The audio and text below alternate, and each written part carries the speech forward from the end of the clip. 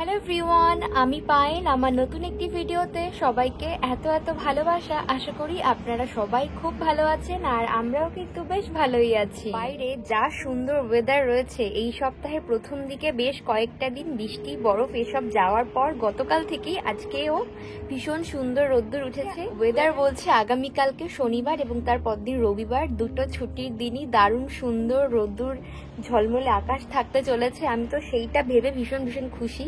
তার কারণ বেশিরভাগ দিনই দেখি এই জাপানে ছুটির দিন হলেই বড়ই ম্যাডমেরে ওয়েদার। দেখবেন ছুটির দিন হলে যদি বাইরে ওয়েদার খারাপ থাকে, কি যে খারাপ লাগে, না কোনো কাজ করতে ইচ্ছা করে না একটু বাইরে বেরোতে ইচ্ছে করে।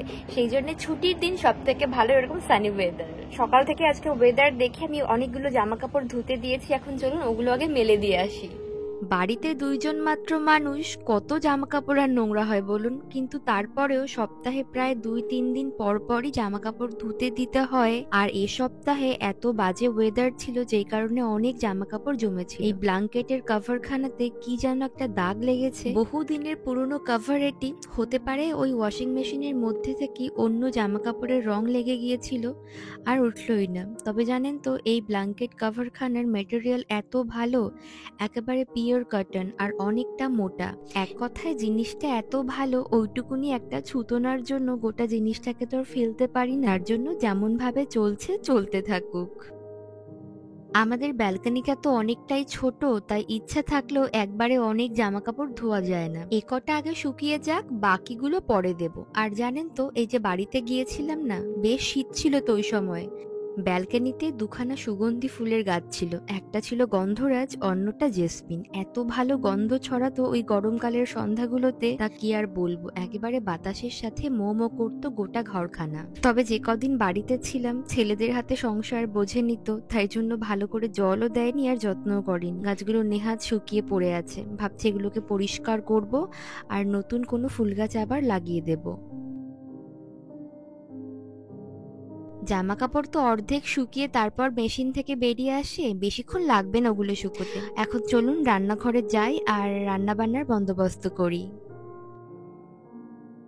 আজকে দু রকমের দুটো পদ রান্না করব। একটা ওই ভাজাভুজি আর একটা রয়েছে পালং শাকের নানান সবজি দিয়ে তরকারি। তো পালং শাকের জন্য আমি আগে সবজিগুলোকে ফ্রিজ থেকে বের করব। এদিকে দেখছি ফ্রিজটা আবার আটকে গিয়েছে, কিছুতেই না আটকাতে পারছি না। দাঁড়ান দাঁড়ান, দেখি কোথায় ওটা বাজছে। জুসের একটা ছোট্ট পাউচ ছিল, ওটাই কোনোভাবে হয়তো ভেতরে ঢুকে গিয়েছে। ওটাই বেঁধে যাচ্ছিল, তাই আটকাতে পারছিলাম না। বেশ কয়েকদিন আগে পালং শাক আনা হয়েছে আর ফ্রিজে অনেক রকমের খুচখাচ সবজিও রয়েছে। সেগুলো আজকে ছোট্ট ছোট্ট করে কাটবো, কিছু সজনে ডাঁটা দেবো আর আলু মূলো যা যা অন্য উপকরণ রয়েছে সবকিছু ছোট ছোট করে কেটে শাকের সঙ্গে মিশিয়ে দেবো। বড়ি দিয়ে পাঁচফোড়ন দিয়ে রান্না করলে এই শাকটা কিন্তু খেতে বেশ ভালোই লাগে। এদেশে আবার নানান রকমের পালং শাক বাজারে কিনতে পাওয়া যায়, তো একটির সঙ্গে অন্যটির না স্বাদের যেমন পার্থক্য রয়েছে, তেমনি রয়েছে চেহারার। কোনোটার ডাঁটি লম্বা, কোনোটার ডাঁটি একটুখানি বোঁতা, আবার কোনোটার পাতা একটুখানি কালচে সবুজ বর্ণের, আবার কোনোটার বা উজ্জ্বল। এই পালং শাকটি একটুখানি লম্বা ডাঁটিওয়ালা, এটা খেতে যেমনি ভালো, তবে এটার থেকে আর একটা পালং শাক পাওয়া যায় একটু কালচে বর্ণের, একটু ছোট সাইজের। এটার তুলনায় ওটা আবার খেতে বেশি ভালো। পেঁয়াজ অথবা রসুন কাঁচা লঙ্কা দিয়ে হালকা শুকনো শুকনো করে ভাজাভুজি করলে কিন্তু ওই শাকটা যেমন খেতে ভালো লাগে, অন্যগুলো আবার অত ভালো হয় না আমাদের দেশীয় পদ্ধতিতে রান্না করলে। সবজির মধ্যে নিয়েছি আলু, লম্বা লম্বা করে একটু কেটে নিচ্ছি। একটাই আলু দিচ্ছি, তার সাথে একটু মূলো দিচ্ছি। এদেশে তো আবার সারা বছর মূলো পাওয়া যায় বাজারগুলিতে, তবে আমাদের দেশীয় মূলোর থেকে কিন্তু এই মূলোর স্বাদ একেবারেই ভিন্ন আর দুর্গন্ধ যথেষ্টই কম। একটা বেগুন, সেটাও ডুমো ডুমো করে কেটে দিলাম। সাথে একটু সজনে ডাঁটাও দিচ্ছি, তবে সজনে ডাঁটা একটু বড় বড় করে কেটে তো আমরা সবসময় ব্যবহার করি, তার থেকে তুলনামূলক অনেকটাই ছোট করে আমি কাটছি। তার কারণ শাকের মধ্যে তো বেশি লম্বা লম্বা করে কেটে দিলে দেখা যাবে খাওয়ার সময় যখন পাতে পড়বে তখন বড্ড তাকিয়ে তাকিয়ে থাকবে।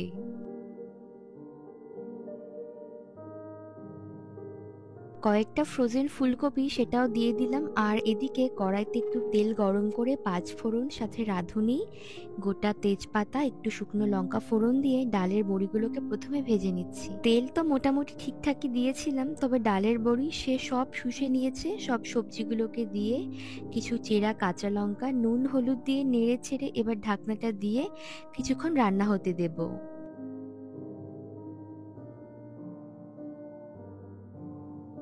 যবে থেকে কনসিভ করেছি সেদিন থেকেই মাছ মাংসের প্রতি আমার কেমন যেন একটা অনীহা তৈরি হয়েছে। আর যাদের মধ্যে চিকেন এবং ইলিশ মাছ রয়েছে সবার উপরে। তবে আজকাল সরাসরি ইলিশ মাছ খেতে না পারলেও ইলিশের ডিম আমার খেতে বেশ ভালোই লাগে। আমাদের দেশীয় বাজারগুলিতে ইলিশের ডিম থেকে শুরু করে মাছের পেটের তেল অথবা কানকো থেকে শুরু করে মাথা সবই তো সে ভারী মূল্যবান। আর একটার জায়গায় দুটো মাছের ডিম পাওয়া সে তো অসম্ভব। তবে জানেন, আমাদের এখানে মানে এই জাপানে কিছু বাংলাদেশি দোকান রয়েছে, সেখানে ইলিশ মাছের ডিম আজকাল এভাবে প্যাকেটজাত করে ফ্রোজেন বিক্রি হচ্ছে। এবছরই প্রথম চোখে পড়লো, আর দেখা মাত্রই উঠিয়ে নিয়েছি। এই দেখুন, এখনো পর্যন্ত গোটা একটা বরফের চাই রয়েছে। দাঁড়ান, এটাকে ফেলে দিই। দেখে মনে হচ্ছে ডিমটার কোয়ালিটি বেশ ভালো, আর ছোট বড় মিলিয়ে বেশ অনেক কটা মাছের ডিম রয়েছে। এত মাছের ডিম তো আর একসঙ্গে খাওয়া সম্ভব নয়, তাই জন্য আগে এগুলোকে ভালো করে ধুয়ে নেব। একটা মাত্র গোটা ডিম রান্না করব, আর বাকিটা আমি একটা টিফিন বক্সের মধ্যে ভরে পরের বার আবার খাবার সময় বের করে নেব। তবে এই মাছের ডিম এটাকে দিয়ে যে অন্য কিছু বানানো যায় সেটা আমি তো একেবারেই জানি না। ছোটবেলা থেকে এই মাছের ডিম মাছের তেলের সাথে ভাজা খেয়ে অভ্যস্ত হয়েছি আমি, তাই জন্য এগুলোকে শুধুমাত্র ভেজেই যে খেতে হবে সেটুকুই আমি জানি।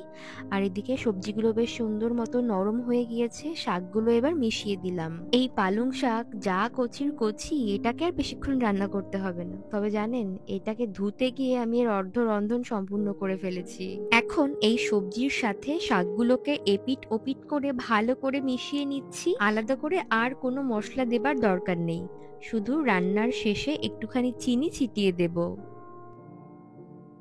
ওদিকে আবার ইলিশ মাছের ডিমগুলো ভালো করে ধুয়ে নেবার পর তার সাথে আমি কিছু লম্বা লম্বা করে বেগুনও কেটে নিয়েছিলাম। ডুবো তেলে ভাজতে পারবো না ঠিকই, তবে ঢেকে ঢেকে হালকা আঁচে ভাজবো বেগুনগুলো। আর গরম ভাতের সাথে বেগুন ভাজা, একটুখানি কাঁচা লঙ্কা, ইলিশ মাছ ভাজা অথবা এই মাছের ডিম ভাজা দিয়ে মেখে খেতে কি ভালো লাগে বলুন। আর এই গোটা একখানা প্যাকেটের দাম শুনলে আপনারা তাজ্জব হয়ে যাবেন।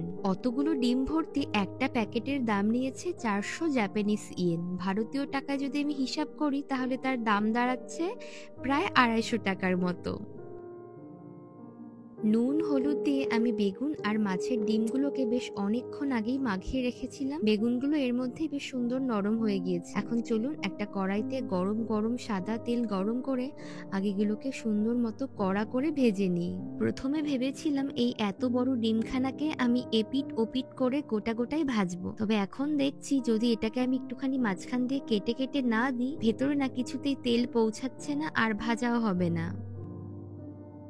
কদিন বাদে যখন শীতটা একটু কমে আসবে আর গরম পড়তে শুরু করবে, তখন আবার আমাদের দেশীয় ওই ভাঙর বেগুনগুলো এখানকার বাজারগুলোতে দেখতে পাবো। আর সারা বছর এখানকার বাজারগুলিতে এই ছোট্ট ছোট্ট কালো বেগুনগুলোই পাওয়া যায়, কিন্তু সবুজ বেগুন এদেশের সাধারণ দোকানগুলিতে একেবারেই দেখা যায় না।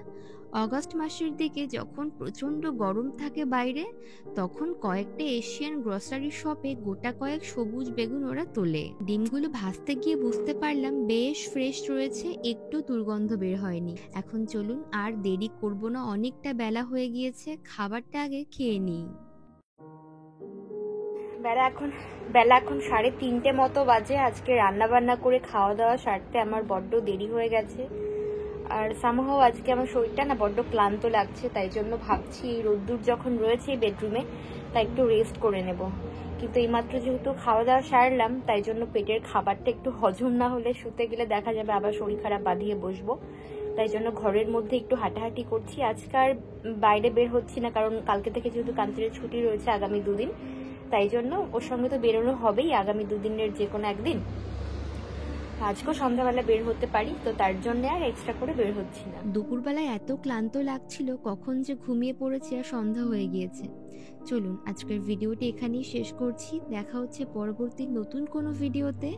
সবাই খুব ভালো থাকবেন, সুস্থ থাকবেন। Tata, bye bye.